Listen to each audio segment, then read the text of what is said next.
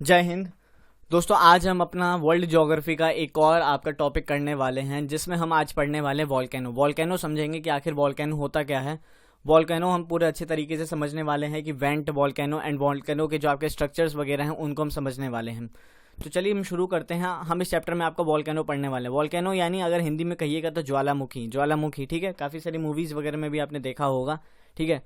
2012 की अगर मूवी आपने देखी होगी और वहाँ पे जो आपका वॉल्केनो का सीन था आपने देखा होगा कितनी विस्फोटिकली वो मतलब फूटा था।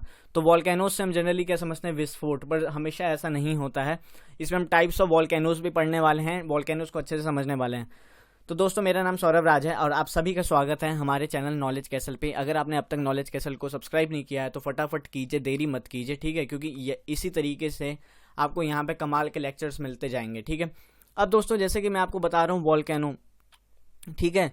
तो वॉल्केनो से हम क्या समझते हैं कि वो लावा निकला, ठीक है। लावा कैसे निकलता है, क्या प्रक्रिया होती है, ठीक है। वॉल्केनिक माउंटेन, चलिए यहाँ पे हम वॉल्केनिक माउंटेन्स की बात नहीं करने वाले, हम सिंपल वॉल्केनोज पढ़ने वाले। वॉल्केनिक माउंटेन्स अगर देखिएगा तो मैं शायद पिछले लेक्चर में एक बार पढ़ा चुका हूँ, पिछले नहीं, एक अगर मेरी वीडियो देखिएगा क्लास 6 की एनसीईआरटीज़ में तो उसमें मैं आपको करा चुका हूँ, ठीक है। Major types of landforms अगर आप वो टॉपिक उठा के देखिएगा तो ठीक है। अब इसमें हम देखने वाले हैं वॉल्केनो, ठीक है। वॉल्केनो में हम क्या समझने वाले हैं कि आखिर लावा कैसे निकलता है एंड लावा के साथ साथ आज से कौन कौन से गैसेस पार्टिकल्स वगैरह हैं जो बाहर निकलते हैं, ठीक है। तो यही सब हम देखने वाले हैं। आइए चलिए हम देखते हैं। अब फिर से हम एक बार देखेंगे, याद कीजिए ये चीज़ दोस्तों, अगर ये कॉन्टिनेंटल ड्रिफ्ट थ्योरी की बात करें, sorry plate tectonics, volcano, earthquake, याद कीजिए प्लेट टेक्टोनिक्स जब मैंने आपको पढ़ाया था तो जो मैंने आपको क्या कहा था कि हम प्लेट टेक्टोनिक्स को इसलिए पढ़ते हैं ताकि हम उससे हम ये भी एनालाइज कर सकते हैं कि कौन कौन सी जगह पे वॉल्केनोज आ सकते हैं, ठीक है। वॉल्केनोज वगैरह या अर्थक्वेक्स वगैरह अगर आपको अच्छे से समझना है तो आपको सबसे पहले अच्छे से प्लेट टेक्टोनिक्स समझना पड़ेगा, जो मैंने आपको पिछले वीडियो लेक्चर में अच्छे से समझा दिया था, ठीक है। तो अगर आपने वो नहीं देखा है तो जाके देखिएगा बिल्कुल प्लेट टेक्टोनिक्स, ठीक है। आप हर चीज़ की दोस्तों, हर वीडियोज़ की, चाहे आप 6th की देखिए, 7th की एनसीईआरटी देखिए, हर चीज़ की आपको प्लेलिस्ट दिख जाएगी, ठीक है। वीडियोस आपको सीक्वेंस में दिख जाएंगे, अच्छे मैनर में दिख जाएंगे, तो इसमें आपको ढूंढने में परेशानी नहीं होनी चाहिए। तो यहाँ पे अगर हम देखिएगा, जैसे मैंने आपको बताया था कि लिथोस्फेयर दोस्तों क्या होता है। लिथोस्फेयर होता है आपका जहाँ पे क्रस्ट और अपर मोस्ट सॉलिड मेंटल जो आपका होता है ये पाया जाता है एंड इन्हीं दोनों के नीचे एक लेयर पाई जाती है जहाँ पे हम एस्थेनोस्फेयर कहते हैं। एंड ये एस्थेनोस्फेयर मैंने आपको जैसे बताया था कि ये वो एस्थेनोस्फेयर है जहाँ पे आपका मैग्मा चैम्बर जो पूरा होता है, मैग्मा मटेरियल्स होता है, मोल्टन मैग्मा जिसे हम कहते हैं, वो पूरा प्रेजेंट होता है, ठीक है। लावा, ठीक है। अब जब तक यहाँ पे है हम उसे लावा नहीं कहेंगे। आम चाल की भाषा में देखिएगा तो काफ़ी लोग कह देते हैं, या सुना भी होगा आपने, लावा से इसे हम डिनोट नहीं करेंगे, इसे हम जनरली मैग्मा कहते हैं। लावा कब कहते हैं ये भी मैं आपको बताऊंगा इस वीडियो लेक्चर में। तो चलिए हम देखते हैं। एंड देखिए क्या होता है ना, वॉल्केनोज देखिए दोस्तों कैसे बनते हैं, अब ये भी मैं आपको बता दूं। इसके लिए आपको फिर से कन्वेक्शनल थ्योरी देखनी पड़ेगी, करंट की जो कन्वेक्शनल जो थ्योरी थी, इसमें आपको पता ही है कि देखिए लावा बार बार ऊपर उठ रहा है, टकर आ रहा है, फिर नीचे आ रहा है, फिर ये हो रहा है, ये एक साइकिल सा बन गया, कन्वेक्शनल साइकिल। कन्वेक्शनल थ्योरी जो मैंने आपको पढ़ाई थी, 3 बार पढ़ा चुका हूँ, 2 बार पढ़ा चुका हूँ, ये तीसरी बार है। नहीं देखा तो जाके पिछले लेक्चर आप देख सकते हैं, ठीक है। तो ये आपका एस्थेनोस्फेयर में आपका मोल्टन मैग्मा प्रेजेंट है। अब देखिए क्या होता है ना कि क्या हो रहा है, एस्थेनोस्फेयर में जो लावा है ये बार बार ऊपर आ रहा है, ऊपर आ रहा है, ऊपर आ रहा है। इस जगह पे आपको देखिए ये मारा, इसने मारा, इसने मारा। अब ज़्यादा देखिए जब प्रेशर बन जाता है, एकदम प्रेशर क्रिएट हो जाता है, तो उसमें भी हमने प्लेट टेक्टोनिक्स में भी पढ़ा था कि प्लेट्स भी एंडोजेनेटिक फोर्सेज होती हैं। उसमें भी जो आपका मोस्ट इंपॉर्टेंट जो पार्ट होता है वो आता है एस्थेनोस्फेयर, यानी मतलब लावा कह रहा था मैं अभी, सॉरी माफ़ कीजिएगा। एस्थेनोस्फेयर में जो मोल्टन मैग्मा प्रेजेंट है ये आपका सबसे मोस्ट इंपॉर्टेंट होता है, क्या, एंडोजेनेटिक फोर्सेज। अगर वहीं आप देखिएगा तो इसमें वॉल्केनो में भी क्या होता है, यही जो मैग्मा है ये जब फोर्स लगाते जाता है, एकदम लगाते जाता है, दे दमादम मारते जाते हैं, तो क्या होता है एक टाइम पे ना वो क्रस्ट होती है, वो टूट जाती है, जिसके कारण क्या होता है आपका मैग्मा जो होता है वो बाहर आना शुरू हो जाता है। बाहर आना शुरू हो जाता है, वो कैसे आता है, कब आता है, ठीक है, वो सब हम देखने वाले हैं। तो यहाँ पे आप एस्थेनोस्फेयर समझे, लिथोस्फेयर आप समझे कि लिथोस्फेयर क्या होता है, ठीक है। एस्थेनोस्फेयर जहाँ पे मोल्टन मैग्मा आपका प्रेजेंट होता है, ठीक है। ये आपको कन्वेक्शनल साइकिल मैंने कई बार पढ़ा चुका हूँ, ठीक है। अब यहाँ पे देखिए इस डायग्राम से आप अच्छे से वॉल्केनो को एकदम फटाफट समझ जाएंगे। देखिए यहाँ पे आपको मैग्मा चैम्बर यानी एस्थेनोस्फेयर में देखिएगा तो मैग्मा चैम्बर, ठीक है, मैग्मा चैम्बर आपका यहाँ दिख रहा है। अब ये मैग्मा चैम्बर देखिए क्या है, ये धीरे धीरे जब क्रस्ट में मारता जाता है तो धीरे धीरे धीरे धीरे धीरे धीरे ऊपर आया और यहाँ से निकलता है। जहाँ से दोस्तों ये निकलता है ना, ये जहाँ से निकलता है इसे हम कहते हैं वेंट, ठीक है, वेंट कहते हैं, इसे हम कहते हैं वेंट। एक मिनट दोस्तों रुकिएगा, थोड़ा सा पेन का कलर चेंज कर लूं।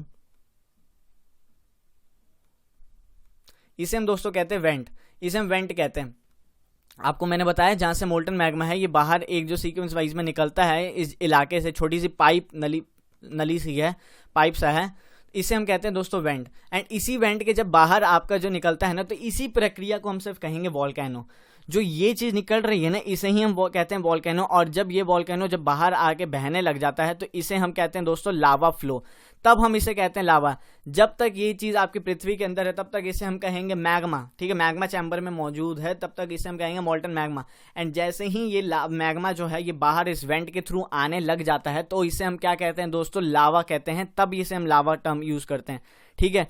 अब देखिए इस जब ये लावा बाहर आता है तो इसके साथ साथ ना आपकी कई चीजें भी बाहर आती हैं, जिसमें आपके एशेज हो गए, एशेज गैसेस बाहर होते हैं, ठीक है, ये सब आने लग जाते हैं। कौन कौन से मेजर गैसेस अगर देखिएगा आपके आने लग जाते हैं, तो सबसे ज्यादा क्वांटिटी में आपका सल्फर डाइऑक्साइड निकलता है SO2, फिर कार्बन डाइऑक्साइड निकलता है, फिर आपका मीथेन गैसेस निकलते हैं, एक्सेट्रा काफी सारे गैसेस निकलते हैं। पर देखिए जो मेजर जो आपके 3 गैसेस होते हैं ना वो यही होते हैं, सबसे ज्यादा मात्रा आपकी सल्फर डाइऑक्साइड की होती है, ठीक है।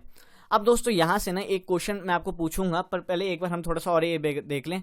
जहां से दोस्तों ये टूट के निकलता है ना, और जो ये पोर्शन जो टूटता है ना, ये एक देखिएगा सर्कल नुमा शेप जो बन जाती है यहाँ पे, ठीक है, कटोरी सी शेप, इसे हम कहते हैं दोस्तों क्रेटर, ठीक है, क्रेटर देखिएगा। एंड जब यही क्रेटर बहुत ज्यादा एरिया में फैल जाता है, मतलब बहुत ज्यादा बड़ा हो जाता है, तो उसे हम दोस्तों क्या कहते हैं, आपको पता है? चलिए मैं आपको बताता हूँ, उसे हम कहते हैं दोस्तों काल्डेरा, काल्डेरा कहते हैं, ठीक है। एंड आपने काफी बार सुना होगा जब ये लावा ठंडा हो जाता है, मतलब बहुत टाइम हो जाता है, तो इसी क्रेटर में बारिश के कारण क्या होता है, पानी भर जाता है, तो उस लेक को हम क्या कहते हैं, आपका crater lake. One of the most important जो आपका क्रेटर लेक का एग्जांपल है, ये आपको महाराष्ट्र में देखने को मिल जाएगा, क्या, लोनार लेक, जो आपने सुना होगा आजकल न्यूज फिलहाल मतलब 6-7 महीनों में शायद एक बार मतलब न्यूज में बना रहता है लोनार लेक। लोनार लेक एकदम बना रहता है, कोई कहता है कि यहाँ पे मतलब एस्टेरॉयड आके गिरा था, अपनी अपनी थ्योरी है, पर जो मोस्ट प्रोबेबल आप देखिएगा तो इसे हम क्रेटर लेक से डिनोट करते हैं, लोनार लेक जो आपका महाराष्ट्र में है, ठीक है। तो ये आपने यहाँ समझा कि मैग्मा चैम्बर से जिस थ्रू आपका ये मैग्मा निकल। एंड देखिए दोस्तों सबसे बड़ी इंपॉर्टेंट, आप वॉल्केनो से ना इस पूरी प्रक्रिया को आप वॉल्केनो नहीं कह सकते, ये जो पूरी प्रक्रिया होती है ना दोस्तों, इसे हम डिनोट करते हैं वोल्केनिसिटी से, ठीक है, VULCANITY वोल्केनिसिटी, ठीक है। वोल्केनिसिटी सा स्पेलिंग गलत होगी, आप देख लीजिएगा, वोल्केनिसिटी हमसे डिनोट कहते हैं, ठीक है। वो हम ये पूरी प्रक्रिया आपको जिस शब्द से हम डिनोट करते हैं वो आती है वोल्केनिसिटी, ठीक है, VULCANICITY वोल्केनिसिटी, ठीक है, NICITY, ठीक है। अब तो स्पेलिंग सही है ना। तो वोल्केनिसिटी से हम डिनोट करते हैं, आप एक बार देख लीजिएगा वोल्केनिसिटी का स्पेलिंग, ठीक है। तो यहाँ पे दोस्तों मैंने आपको जैसे बताया वोल्केनिसिटी से डिनोट करते हैं, तो ये जो प्रक्रिया होती है ना आपकी, इसे ही हम कहते हैं सिर्फ वॉल्केनो। वॉल्केनो यही पोर्शन होता है जहां से आपका मैग्मा बाहर निकलता है, ये जो पूरी प्रक्रिया जो होल प्रक्रिया होती है इसे हम कहते हैं वोल्केनिसिटी, ठीक है, इसे हम कहते हैं वोल्केनिसिटी। तो आपने देखा यहाँ पे कि वेंट क्या होता है, क्रेटर क्या होता है, एशेस क्लाउड्स कैसे निकलते हैं, ठीक है, लावा फ्लो किसे कहते हैं, एशेस वगैरह, ये सिल हो गया, लेकोलिथ हो गया, ठीक है, ये सब होता है आपका क्या मतलब अंदर जो इंट्रूसिव जो आपके लैंड फॉर्म्स वगैरह बनते हैं ना वोल्केनो के कारण, ये वो है। इसको हम अलग चैप्टर में पढ़ लेंगे, अलग चैप्टर में इन द सेंस देखिए जब आपको वर्ल्ड ज्योग्राफी में अभी हम कंट्रीज वगैरह कॉन्टिनेंट्स वगैरह के बारे में पढ़ने वाले हैं, या फिजिकल ज्योग्राफी जब मैं आपकी शुरू करूंगा ना, उसमें भी आपको तो मेरे को वोल्केनो फिर से पढ़ाना ही है, जिसमें हम थोड़ा सा एक्स्ट्रा चीजें देखने वाले हैं। तो उसमें हम एक बार चेक कर लेंगे इसको, क्या नाम है, चेक कर लेंगे लेकोलिथ, सिल, डाइक, ये सबको जो आपके इंट्रूसिव लैंड फॉर्म्स आपके बनते हैं वोल्केनो से, ठीक है। तो आप यहाँ पे वोल्केनो आपने समझा कि वोल्केनो क्या होता है, क्रेटर क्या होता है, वेंट क्या होता है, ठीक है, ये सब समझा आपने। अब चलिए आगे चलते हैं। ये दोस्तों एक छोटी सी क्लिप है, इसको आप देखिएगा, एक मिनट दोस्तों रुकिएगा थोड़ा सा।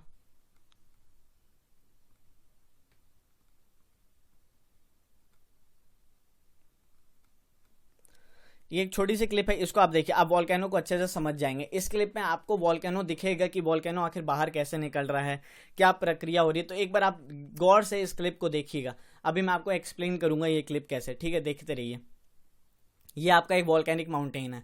अब यहाँ पे आपको दिखाएगा क्या, मैग्मा चैम्बर दिखाएगा कि मैग्मा चैम्बर कहाँ होता है। तो आप इस डायग्राम से, इस वीडियो क्लिप से अच्छे से समझ सकते हैं कि आखिर वॉल्केनो कैसे बाहर निकलता है, क्या प्रक्रिया होती है। एंड इसी पूरी प्रक्रिया को ही हम क्या कहते हैं दोस्तों, इसी पूरी प्रक्रिया को हम कहते हैं वोल्केनिसिटी, ठीक है। आप यहाँ देख रहे हैं नीचे मैग्मा चैम्बर मौजूद है, ठीक है। यहाँ पे की में क्या लिख रहा है, लेयर्स ऑफ ऐश, ये आपके लेयर्स ऑफ ऐश होगी, and layers of lava and layers of ash एरी। ये मैग्मा चैम्बर से देखिए, ठीक है, लावा आप देख रहे हैं धीरे धीरे ऊपर की तरफ जाया जा रहा है। आप यहाँ देख रहे हैं लावा ऊपर की तरफ जा रहा है, ये वेंट के थ्रू जा रहा है, ठीक है, ये वेंट के थ्रू जा रहा है। यहाँ पे आपको देखिए इस क्लिप में अच्छे से दिखा रखा है, ये वेंट के थ्रू जा रहा है, धीरे धीरे ऊपर जाया जा रहा है, तोड़ रहा है। जो प्रेशर नीचे से एंडोजेनेटिक फोर्सेस लग रही है वो धीरे धीरे ऊपर आ रहा है, डाल रहा है प्रेशर। एंड देखिए ये जिसके थ्रू आ रहा है इसे ही हम क्या कहते हैं, इसे ही हम दोस्तों कहते हैं वेंट। और ये जहां से निकल के जिस जगह को तोड़ के निकलता है ना, देखिए धूम धड़ाक से एक ही बार में निकला, इसे हम कहते हैं दोस्तों क्रेटर कहते हैं। ये देखिए फिर लावा निकला, ये फिर बहने लग गया। जब ये बहने लग गया तो दोस्तों इसे हम क्या कहेंगे, इसे ही हम कहते हैं लावा। जब ये मैग्मा जब बाहर क्रेटर को तोड़ के जब निकल जाता है तो इसे ही हम कहते हैं दोस्तों लावा। यहाँ पे आप देख रहे हैं लावा, ठीक है। और ये होता है सेंट्रियो पैरासिटिक कोन। कभी कभी क्या होता है ना कि वोल्केनो वेंट के थ्रू ना निकल के कभी कभी होता है कि साइड का रास्ता निपटा ले, तो वो होता है पैरासिटिक कोन, कहीं और से निकल गया, तो ये आपका साइन होता है। देखिए मान लीजिए मैग्मा यहाँ से आ रहा है, मैग्मा चैम्बर से आया, ऊपर आया, अब वो यहाँ से भी निकल गया, ठीक है, इस जगह को तोड़ के भी निकल गया, तो इसे हम सेकेंडरी और पैरासिटिक कोन कहते हैं। तो आपने इस वीडियो में क्या देखा, इस वीडियो में आपने देखा कि आखिर जो आपका मैग्मा है ये बाहर कैसे आता है और उसे हम लावा क्यों कहते हैं, ठीक है। मैग्मा आपने समझ लिया, मैग्मा चैम्बर कहाँ है आपका मौजूद, आपका एस्थेनोस्फीयर में आपका मैग्मा चैम्बर मौजूद है। तो मुझे उम्मीद है कि आपको यहाँ पे कोई दिक्कत नहीं हुई होगी इसको समझने में, ठीक है। चलिए आगे चलते हैं हम। अब दोस्तों यहाँ पे एक शब्द है मैग्मा और लावा, इसको हम एक बार लिखा हुआ है यहाँ पे, हम एक बार देख लेते हैं। देखिए magma is a term use to denote a molten rock, ठीक है, and related material seen inside the earth. देखिए मैग्मा क्या होता है ना, ये मोल्टन रॉक्स जो वगैरह होती है ना, जो एकदम पिघल चुकी होती हैं, गर्म जो होता है मैग्मा, ये आपका पृथ्वी के अंदर होता है। कहाँ पे होता है, एस्थेनोस्फेयर के इलाके में, ठीक है। A weaker zone of the mental called asthenosphere usually is the source of magma. जैसे मैंने आपको बताया एक वीकर सेक्शन होता है आपका मेंटल पोर्शन का, क्या, एस्थेनोस्फेयर, जहाँ पे ये जो मैग्मा पूरा होता है ना, इसका पूरा सोर्स मौजूद होता है मैग्मा चैम्बर, ठीक है। Once this magma came out of the earth, देखिए जब ये मैग्मा क्या होता है पृथ्वी के जब बाहर आ जाता है थ्रू दी वेंट मैंने आपको बताया था ना यहाँ पे, ये वेंट इसके थ्रू आ जाता है, तो उसे ही हम क्या कहते हैं, उसे ही हम कहते हैं वोल्केनो। एंड जब ये लावा बाहर तैरने लग जाता है तो इसे ही हम कहते हैं लावा, जब फ्लोट करने लग जाता है तो उसे हम लावा कहते हैं। Therefore lava is nothing but the magma on earth surface. तो लावा कुछ और नहीं है दोस्तों, अगर यहाँ पे देखिएगा तो ये जो लावा है, ये जो बाहर निकल के फ्लो कर रहा है, ये कुछ और नहीं है, ये मैग्मा ही है, जिसे हम कह सकते हैं मैग्मा फ्लो ऑन अर्थ, ठीक है। मैग्मा ऑन अर्थ सरफेस आप कह सकते हैं, जो बाहर का अंदर का मैग्मा था वो बाहर आ गया। एंड लावा, ये टर्म्स थोड़े बहुत होते हैं, इनको आपको समझना जरूरी होता है। देखिए the process by which solid liquid and gaseous material escape from the earth interior to the surface of the earth is called volcanism, ठीक है। ये एक प्रोसेस होती है जिसमें क्या solid liquid and gaseous material जो आपके होते हैं अर्थ इंटीरियर से बाहर जब आते हैं उसे ही वोल्केनिज्म कहते हैं, वोल्केनिसिटी, ठीक है। तो ये सब एक टर्म्स वगैरह थी, आपने देख लिया। चलिए अब आगे चलते हैं। अब दोस्तों देखिए ये उतना इंपॉर्टेंट नहीं है, ये on the basis of eruption है, ठीक है। हमें जनरली जानना होता है on the basis of periodicity, जिसमें हम एक्सटिंक्ट, डोरमेंट और आपका क्या एक्टिव वोल्केनोस हम पढ़ते हैं, ठीक है। अब देखिए कि टाइप्स ऑफ वोल्केनोस में अगर हम इसमें देखें तो इसमें हम क्या पढ़ने वाले हैं दोस्तों, on the basis of eruption अगर देखें तो देखिए एक होता है सेंट्रल इरप्शन टाइप और एक्सप्लोसिव इरप्शन टाइप, ठीक है। On the basis of eruption के अगर आधार पे आप टाइप्स देखिएगा वोल्केनो के, तो सेंट्रल इरप्शन क्या होता है, एक्सप्लोसिव, जिसमें जो वोल्केनो होता है वो धड़ाम से एकदम फूट जाता है, आवाज़ भी ज़्यादा आती है, मतलब बहुत तेजी से ब्लास्ट मारता है। तो उसके कुछ एग्जांपल आपको देखने को मिल जाते हैं। हवाईयन टाइप आपको देखने को मिल गया, स्ट्रोम्बोली हवाईयन टाइप आपको यहाँ पे मिल जाएगा, कहाँ पे मिल जाएगा, ये आपको मिल जाएगा पैसिफिक ओशन में, एक आइलैंड है हवाई। स्ट्रोम्बोली आपका कहाँ मिल जाएगा, ये आपको मिल जाएगा मेडिटेरेनियन सी में, ठीक है। स्ट्रोम्बोली को हम यहाँ पे जो स्ट्रोम्बोली वोल्केनो है इसे ही हम क्या कहते हैं दोस्तों, लाइट हाउस ऑफ मेडिटेरेनियन सी, ठीक है। फिर आपका volcanic type and Vesuvius type, ये कुछ हैं आपके जो सेंट्रल टाइप ऑफ मतलब वो होते हैं वोल्केनोस होते हैं। एंड दूसरे तरीके का होता है फिजर इरप्शन टाइप और क्वाइट इरप्शन। एक होता है दोस्तों जिसमें थोड़ा मतलब धीरे धीरे वो जो मैग्मा होता है वो बाहर इरप्ट करता है, तो जिसमें आपको एग्जांपल देखेंगे एक लावा फ्लो और मड फ्लो, इस टाइप के आपको देखने को मिल जाते हैं। अब अगर हम आगे चलें, देखिए on the basis of periodicity of eruption, अगर पीरियोडिसिटी के आधार पे देखिएगा तो हम इसमें 3 तरीके से वोल्केनो को डिवाइड करते हैं। देखिए फर्स्ट आपका तरीका मतलब टाइप होता है एक्टिव, दूसरा डोरमेंट, तीसरा एक्सटिंक्ट। अब देखिए एक्टिव से हम क्या समझते हैं, देखिए एक्टिव वोल्केनो हम तब कहते हैं, मान लीजिए पास्ट में भी वो वोल्केनो फटा है, प्रेजेंट में भी फट रहा है, ठीक है, मतलब लावा निकल रहा है, एंड जो आपका फ्यूचर आने वाला है उसमें भी वो फटेगा, तो ये कैटेगरी आती है आपकी एक्टिव वॉल्केनो के अंडर में, ठीक है। अगर वहीं आप डोरमेंट वॉल्केनो की बात कीजिएगा, डोरमेंट वॉल्केनो में क्या होता है दोस्तों कि ये पास्ट में तो फट चुका है, ठीक है, पास्ट में फट चुका है, प्रेजेंट में फट नहीं रहा, प्रेजेंट में अभी शांति से है, ठीक है, लेटा हुआ है, एंड फ्यूचर में कब फट जाए कुछ पता नहीं है, एंड बड़ा खतरनाक होता है दोस्तों। यही वॉल्केनोज आपके सबसे ज़्यादा डिस्ट्रक्टिव हो जाते हैं। शांत हैं, पास्ट में तो फट चुके हैं, प्रेजेंट में शांत है, एंड एकदम से जब फ्यूचर आता है तो धूम धड़ाका एकदम शुरू हो जाता है, एकदम बटैक से मतलब मारते हैं, ठीक है। एंड तीसरा आपका होता है एक्सटिंक्ट वॉल्केनो, ठीक है। तीसरा आपको देखने को मिलता है एक्सटिंक्ट वॉल्केनो, मतलब ये पास में तो फटे हैं, ठीक है, पास्ट में फटे हैं, बाद में जाके ये ठंडे हो गए, एक्सटिंक्ट हो गए, एंड ये प्रेजेंट में आप फटेंगे नहीं, एंड फ्यूचर में भी इनके फटने की कोई उम्मीद नहीं है, तो ये हो गए आपके एक्सटिंक्ट, ठीक है दोस्तों। तो ये आपने देखा। अब देखिए दोस्तों, मैंने आपसे एक बोला था कि क्वेश्चन मैं आपसे पूछूंगा, जो ये आपके जो गैसेस वगैरह निकलते हैं या आपके वेंट के थ्रू, ठीक है, जो गैसेस लावा निकलता है, इसके साथ आपको पता है कई गैसेस में निकलते हैं, सल्फर डाइऑक्साइड, फिर आपका कार्बन डाइऑक्साइड, मीथेन प्रकार के जो गैसेस वगैरह निकलते हैं, कई प्रकार के भिन्न भिन्न प्रकार के। तो अब इन भिन्न प्रकार के जो गैसेस होते हैं, इसका आपको कमेंट सेक्शन में आंसर देना है। थोड़ा अपना एक्टिव पार्टिसिपेशन दिखाइए, रिसर्च वगैरह कीजिए एंड मुझे आंसर दीजिए, ठीक है। मैं आपको बाद में कभी किसी वीडियो लेक्चर में अच्छे से ये चीज़ बता दूंगा, जब मैं आपको एनवायरनमेंट पढ़ाऊंगा ना, तो एनवायरनमेंट में हम इसे अच्छे से कवर कर लेंगे। पर आपको तब तक आंसर देना है कि ये जो गैसेस वगैरह निकलती हैं, इसका ग्लोबल वार्मिंग पे क्या अफेक्ट पड़ता है, क्या इससे तापमान बढ़ता है, घटता है या मेंटेन रहता है, हम इसे ग्लोबल वार्मिंग से कैसे डिनोट कर सकते हैं, कैसे रिलेट कर सकते हैं जब ज्वालामुखी फटता है तो, ठीक है। अब आपको पता है, अब थोड़ा सा मैं अगर हिंट दूं तो देखिए, ज्वालामुखी ऐसा नहीं है कि आज फटने लग गया, कि पहले भी फटता था, पर अगर वहीं देखिएगा तो ग्लोबल वार्मिंग आपकी हाल ही में बढ़ी है, ठीक है। पिछले 150 सालों में अगर मानिएगा तो ग्लोबल वार्मिंग आपको देखने को मिली है। तो थोड़ा बहुत मैंने आपको हिंट दिया है कि ज्वालामुखी फटने का आपको क्या असर दिखता है ग्लोबल वार्मिंग पे, क्या तापमान बढ़ेगा, कम होगा, या कुछ आपको असर नहीं देखने को मिलेगा। इसका एक बार एक्सप्लेन आपको करना है कमेंट सेक्शन में। एक्टिव पार्टिसिपेशन दिखाइए, ठीक है, पार्टिसिपेशन नहीं दिखाइएगा। ये क्वेश्चन पूछने का सिर्फ इतना सा मतलब था कि आपका दिमाग खोलूं, ठीक है। थोड़ा बहुत आप भी रिसर्च वगैरह अपनी करें, सिर्फ आप वीडियो देख लें कि मैं आपको वीडियो दे दूं, लेक्चर पढ़ लें, तो वो थोड़ा गलत सा हो जाएगा। ये आप अपने साथ धोखा कर रहे हैं, ठीक है, कतई बेईमानी कर रहे हैं अपने साथ, बेईमानी मत कीजिए, ठीक है। पढ़ाई करिए, अच्छे से रिसर्च वगैरह करिए और इस क्वेश्चन का आंसर दीजिए कि ग्लोबल वार्मिंग पे इफेक्ट क्या पड़ सकता है अगर आपका वॉल्केनिक इरप्शंस होते हैं, गैसेस वगैरह जो बाहर निकलते हैं, सल्फर डाइऑक्साइड कई मात्रा में है, एंड ये सारे आपको अगर पता हो, सल्फर डाइऑक्साइड, कार्बन डाइऑक्साइड, ये सारे क्या हैं, आपके ग्रीन हाउस गैसेस हैं। ग्रीन हाउस गैसेस हैं, जो ये ग्रीन हाउस गैसेस हैं, तो जब ये वॉल्केनो के थ्रू बाहर निकलते हैं, ठीक है, लावा के थ्रू, जब आपका वॉल्केनिज्म की प्रक्रिया में जब फटता है, मैग्मा बाहर निकलता है, लावा, तो गैसेस भी निकलते हैं। तो इन गैसेस का क्या अभाव पड़ता है आपका ग्लोबल वार्मिंग पे, ये आपको कमेंट सेक्शन में बताना है, ठीक है। अब चलिए हम आगे चलते हैं। मैंने आपको एक्टिव वॉल्केनो बता दिया, ठीक है, डोरमेंट बता दिया, एंड एक्सटिंक्ट। चलिए एक बार फिर से बता देता हूँ। एक्टिव वॉल्केनो वो होता है दोस्तों जो पास्ट में भी फटा है, फ्यूचर में भी फटेगा, एंड प्रेजेंट में भी फटता रह रहा है, ठीक है। एंड वहीं डोरमेंट में देखिएगा तो इसका है कि ये पास्ट में फट चुका है, प्रेजेंट में नहीं फट रहा है, अभी शांत है, सोया हुआ है, थोड़ा कुंभकर्ण के जैसा है ये, थोड़ा सा मतलब जब ज़्यादा डिस्ट्रक्शन मचा देता है तो थोड़ा आराम कर लेता है। एंड फ्यूचर में देखिए क्या है, ये फट सकता है। अब डोरमेंट है, पता नहीं कब फट जाए। एक्सटिंक्ट में क्या है, पास्ट में तो फट चुका है, प्रेजेंट में नहीं फट रहा है, एंड फ्यूचर में तो बिल्कुल नहीं फटेगा, मतलब एक्सटिंक्ट हो चुका है, एकदम शांत हो गया, एकदम ही मतलब ये खत्म हो गया। तो ये आपने देखे। अब कुछ यहाँ पे एग्जाम्पल आपको मैं दिखाना चाहूंगा वॉल्केनो का, ठीक है, किसकी वॉल्केनो, एक्टिव वॉल्केनो के कुछ एग्जाम्पल्स हैं, जिसमें से आप देखिएगा माउंट किलाउ।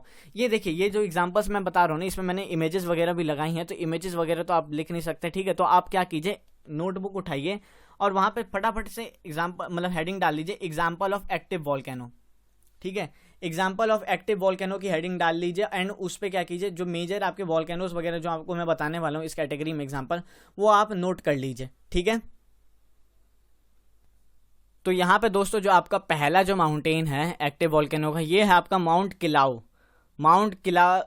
किलाउया जो है, ये आपका जो माउंटेन है, ये एक्टिव वॉल्केनो का, ये एग्जांपल आप नोट कीजिए, ठीक है। ये आपका पाया जाता है दोस्तों पैसिफिक ओशियन में, ठीक है, एंड पैसिफिक ओशन में, एंड मोस्ट डिस्ट्रक्टिव वॉल्केनोज में से एक है ये दोस्तों, ठीक है, फटता ही रहता है, ठीक है, माउंट किलाउया। एंड दूसरा है दोस्तों स्ट्रोम्बोली, जो माउंटेन जो दूसरा आपका है, ये है माउंटेन स्ट्रोम्बोली। आपको मैंने माउंटेन स्ट्रोम्बोली बताया था, ये आपको कहाँ पे, मेडिटेरेनियन सी में यहाँ पे आप देख रहे हैं, ये आपको स्ट्रोम्बोली दिख रहा है, और इसे ही हम दोस्तों क्या कहते हैं, इसे ही हम कहते हैं लाइट हाउस ऑफ मेडिटेरेनियन सी, ठीक है। ये आपका इटली के पास पाया जाता है, यहाँ पे हम माउंट स्ट्रोम्बोली। सेकंड एग्जांपल आपका एक्टिव वोल्केनो का। तीसरे नंबर का एग्जांपल आप लिखिएगा माउंट एटना। माउंट एटना भी आपका मेडिटेरेनियन सी में पाया जाता है, इटली के पास, ठीक है। ये आपका माउंट इटली के अंदर पाया जाता है माउंट एटना, ये आपको दिख रहा है ना इटली में, ठीक है। अब चौथे नंबर पे है माउंट कोटापोक्सी, ठीक है। माउंट कोटापोक्सी जो आपका ये एक्टिव वोल्केनो है, ये आपका पाया जाता है दोस्तों, इटली आपको पता ही है कहाँ पे है, इटली आपको पता है ना, इटली आपको क्या पता है कहाँ पे है, यूरोप में पाया जाता है। एंड वहीं अगर आप देखिएगा तो ये आपका पैसिफिक ओशन तो आपको पता ही है, ठीक है, इतना बड़ा ओशन है। मेडिटेरेनियन सी कहाँ है, अफ्रीका के कॉन्टिनेंट के ऊपर में जाइएगा तो मेडिटेरेनियन सी, एंड वहीं यूरोप के नीचे आपको बीच में देखने को मिल जाता है मेडिटेरेनियन ओशन, ठीक है। ये रहा आपका मेडिटेरेनियन सी ये पूरा, ठीक है। माउंट कोटापोक्सी आपका कहाँ है, माउंट कोटापोक्सी आपको देखने को मिलता है दोस्तों इक्वेडोर। इक्वेडोर कहाँ पे, इक्वेडोर आपका पड़ता है साउथ अमेरिका में। मैंने आपको वर्ल्ड ज्योग्राफी की जब सीरीज करा रहा था तब मैंने कंट्रीज वगैरह बताई थी, तो आप इसको ध्यान में रखिएगा। माउंट कोटापोक्सी जो आपका माउंटेन है, फोर्थ जो आपका एग्जाम्पल है एक्टिव वोल्केनो का, ये आपका पाया जाता है इक्वेडोर में। फिफ्थ नंबर पे दोस्तों माउंट मेयन। माउंट मेयन कहाँ पाया जाता है, ये भी आपका एक्टिव वोल्केनो है। ये माउंट मेयन जो है आपका ये पाया जाता है फिलीपींस। एंड फिलीपींस दोस्तों कहाँ पे है आपका, फिलीपींस कौन से कॉन्टिनेंट में पाया जाता है आपका ये देश, तो ये आपका देश है फिलीपींस, एशिया में है आपका माउंट मेयन, ठीक है। छठे नंबर पे माउंट बैरन, ठीक है, बैरन। ये तो आप शायद आप सबको पता होना चाहिए कि माउंट बैरन कौन सी कंट्री का पार्ट है एंड कहाँ पे पाया जाता है। नहीं पता है तो फिर तो गलत पढ़ाई कर रहे हैं यार, अब पढ़ाई करना चाहिए आपको थोड़ा बहुत, ये तो जानना चाहिए यार, अपने भारत के बारे में नहीं जानिएगा। तो ये इंडिया का इकलौता एक्टिव वोल्केनो है, ठीक है, जो आपका अंडमान में पाया जाता है, ठीक है। बैरन, माउंट बैरन, जो बैरन आइलैंड आपने सुना होगा कभी, ठीक है। तो माउंट बैरन ये देखिए फट रहा है अभी में, ये आपका इंडिया का इकलौता एक्टिव वोल्केनो है। अब हम देखेंगे दोस्तों कुछ एग्जांपल हम देखने वाले हैं डोरमेंट वोल्केनो के। डोरमेंट वोल्केनो यानी जो देखिए पहले फट चुका है, अभी शांत है, फ्यूचर में फट सकता है, ठीक है। अब माउंट फूजी है, माउंट फूजी हम अगर आप अभी टोक्यो ओलंपिक्स को फॉलो कर रहे हो, जो उनका एक थीम सब सॉन्ग आता है ना, देखिएगा कभी किसी गेम के शुरू होने से पहले, तो उसमें आपको माउंटेन जो दिखता है ना, वो माउंटेन आपका कुछ और नहीं, वो माउंट फूजी ही है, ठीक है। ये माउंट फूजी है, और जब मैंने जापान टोक्यो बोल दिया है तो आपको जाहिर सी पता है कि ये माउंटेन कहाँ पे होगा। ये बहुत ही ब्यूटीफुल माउंटेन है, वन ऑफ द मोस्ट, देखिएगा तो मतलब टूरिस्ट प्लेसेस में से भी एक है, इसे देखने जाते हैं, बहुत ही बेहतरीन, मतलब सुंदर दिखता है यार माउंट फूजी। तो ये माउंट फूजी आपको कहाँ पे, माउंट फूजियामा, ये आपको जापान में देखने को मिलेगा। जापान तो आप सबको पता है कि एशियन कॉन्टिनेंट में पाया जाता है, ठीक है। तो यहाँ पे आपने डोरमेंट वोल्केनो देखा, फर्स्ट एग्जांपल। दूसरा एग्जांपल अगर आप देखिएगा डोरमेंट वोल्केनो का, तो ये है माउंट चिम्बोराजो। माउंट चिम्बोराजो कहाँ पाया जाता है, ये चिम्बोराजो ये आपका पाया जाता है, ये आपका इक्वेडोर में। इक्वेडोर का है, मैंने आपको अभी बताया था, साउथ अमेरिका में। ये आपका माउंट चिम्बोराजो कहाँ पाया जाता है, ये डोरमेंट वोल्केनो का एग्जाम्पल है, इक्वेडोर में पाया जाता है। तीसरे नंबर पे अगर देखिएगा तो माउंट नारकंडोम कहाँ पाया जाता है, ये भी एक डोरमेंट वोल्केनो है। माउंट नारकंडोम आपका पाया जाता है हमारे प्यारे भारत के अंडमान एंड निकोबार सेक्शंस में, आइलैंड्स में।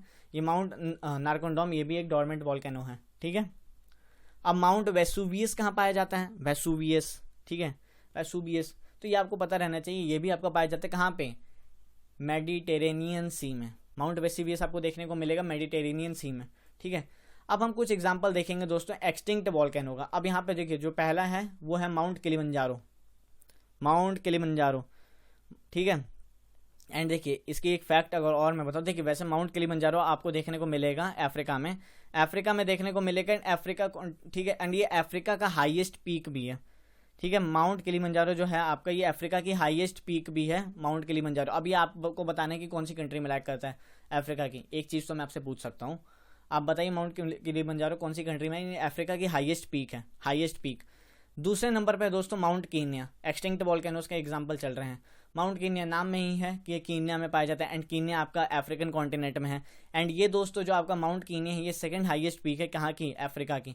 फिर तीसरे नंबर पे माउंट पोप्पा, ठीक है, माउंट पोप्पा। माउंट पोप्पा आपका पाया जाता है कहाँ पे, म्यांमार में, बर्मा, म्यांमार, ठीक है, म्यांमार, जहाँ पे आजकल क्या चल रहा है, क्या चल रहा है म्यांमार में, किसका शासन चल रहा है, कमेंट सेक्शन में बताइए। माउंट पोपा, ठीक है। चौथे नंबर पे है दोस्तों माउंट अकानकागुआ, अकानकागुआ। ये माउंट अकानकागुआ कहाँ है, ये आपकी साउथ अमेरिका की हाईएस्ट पीक है, ठीक है। ये आपका साउथ अमेरिका में पाया जाता है, एंड ये भी एक्सटिंक्ट वोल्केनो है, ठीक है, एक्सटिंक्ट वोल्केनो। तो ये आपके कुछ मैंने बता दिए क्या एग्जाम्पल्स वगैरह मैंने बता दिए आपके एक्टिव वॉल्केनो के, ठीक है, एक्टिव वॉल्केनो के, डोरमेंट वॉल्केनो के एंड एक्सटिंक्ट वॉल्केनो के। तो आपने, मुझे पूरी उम्मीद है कि आपको मज़ा आया होगा, विद डायग्राम्स इमेजेस के साथ बताएं तो आपको अच्छे से और ज़्यादा मज़ा आया होगा। अब एक बार हम दोस्तों देखें कि वर्ल्ड डिस्ट्रीब्यूशन ऑफ वॉल्केनोज कहाँ कहाँ है। जनरली देखिएगा तो जो आपका वॉल्केनोज और अर्थक्वेक्स है, ये साथ ही साथ में आपकी इनकी डिस्ट्रीब्यूशन वगैरह देखने को मिल जाती है। तो आपको वर्ल्ड लेवल पे अगर देखिएगा तो एक आपको मिलेगा, जो आपको वॉल्केनोज वगैरह देखने को मिलेंगे वो सर्कम पैसिफिक में देखने को मिलेंगे। सर्कम पैसिफिक यानी रिंग ऑफ फायर जिसे हम कहते हैं। फिर आपको दूसरा मिड अटलांटिक बेल्ट में या मिड कॉन्टिनेंटल बेल्ट में देखने को मिलेंगे, ठीक है। एंड दूसरा है चौथा नंबर पे इंट्राप्लेट वॉल्केनोज भी होते हैं, ठीक है, हॉटस्पॉट्स वगैरह, ठीक है। There are also called hotspots volcanoes as they occur in the middle of the plate boundaries. इनको हम हॉटस्पॉट्स भी कहते हैं। अब चलिए हम आगे चलते हैं। ये तीनों जो पोर्शन होते हैं इसमें आपके लगभग इसी में सबडक्शन जोन पाए जाते हैं एंड लगभग 90 to 95% जो आपके वॉल्केनोज वगैरह पाए जाते हैं अर्थक्वेक यहीं इसी रीजन में पाए जाते हैं। एंड इंट्राप्लेट यानी जहाँ पे हॉटस्पॉट्स वगैरह यहाँ पे लफली मान के चलिए 5 से 10% आपको देखने को मिल जाते हैं वॉल्केनोज। अब रिंग ऑफ फायर कुछ ऐसा सा है, ठीक है। इक्वेटर देख रहे हैं, इक्वेटर आपको बीच में ही दिख गया होगा। ये पूरा रिंग ऑफ फायर है, देखिए अफ्रीका, मतलब यहाँ से ये पूरा चला टोंगा ट्रेंच से, ठीक है। फिर ये आपका पूरा इसने क्या जापान को कवर किया, फिर जापान से फिर देखिए ये आ गया नॉर्थ अमेरिका, साउथ अमेरिका, पूरा रिंग ऑफ फायर आपका क्रिएट कर रहा है, ठीक है। पूरा लगभग मानिए तो चलिए पैसिफिक ओशन ही कवर कर लिया इसने, ठीक है। इसने पैसिफिक ओशन ही कवर कर लिया है पूरा रीजन, देख रहे हैं, ring of fire, ring of fire कहते हैं, बड़ा अच्छा नाम है, इसको तो आप भूलेंगे नहीं। तो ये पूरा आपका रिंग ऑफ फायर हो गया।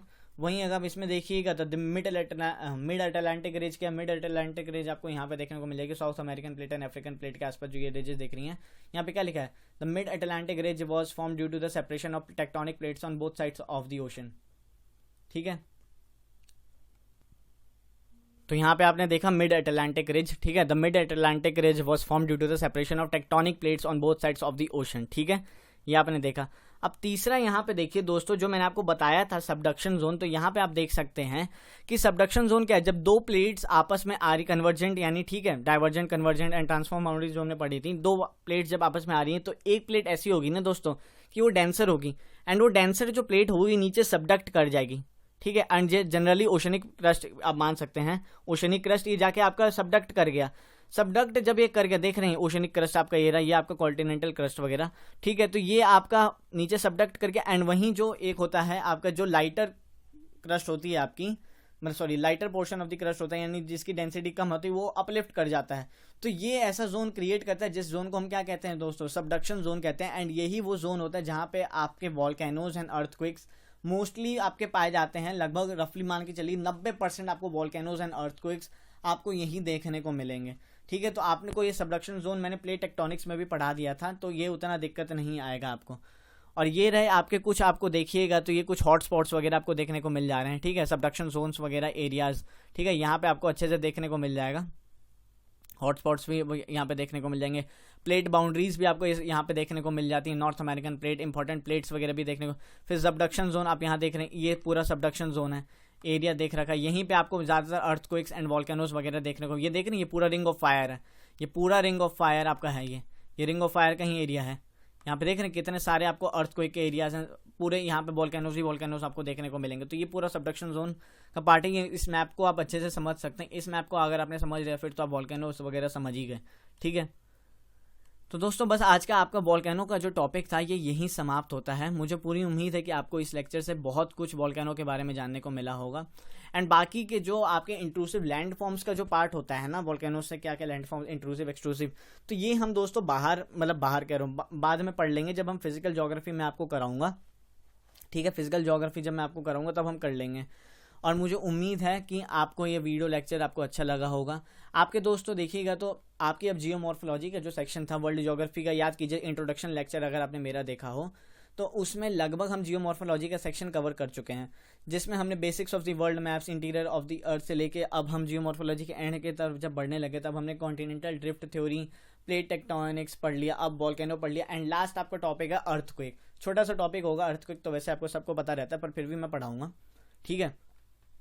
तो अर्थक्वेक हम देखेंगे, एक बार देखेंगे, ठीक है। तो लास्ट टॉपिक होगा, उसके बाद हम क्लाइमेटोलॉजी में शुरू हो जाएंगे। क्लाइमेटोलॉजी, ओशनग्राफी, ओशंस वगैरह भी थोड़ा बहुत जानेंगे। फिर ओशनग्राफी में जब ये चीज़ें कंप्लीट हो जाएंगी तो उसके बाद हम कहाँ पहुँच जाएंगे, उसके बाद हम पहुँच जाएंगे आपका facts, figures and world geography की जो आपकी मोस्ट इंपॉर्टेंट जो पार्ट आएगा वो आएगा तब जब मैं आपको world geography with the help of world map या मैप्स के साथ जब मैं आपको पढ़ाऊँगा।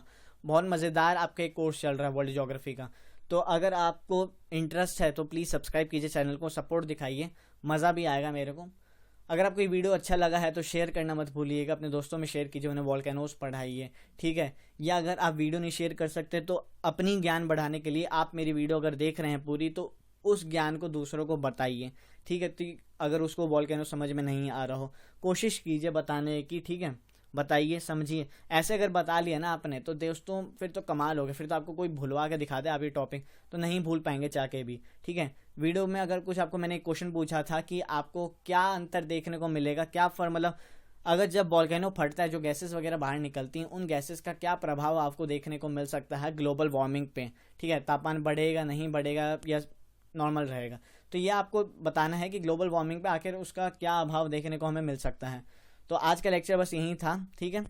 मुझे उम्मीद है आपको इस लेक्चर से कुछ सीखने को मिला होगा। नॉलेज कैसल को सब्सक्राइब कीजिए, ठीक है, सपोर्ट दिखाइए अपना। Thanks for watching this video lecture. God bless you all. जय हिंद।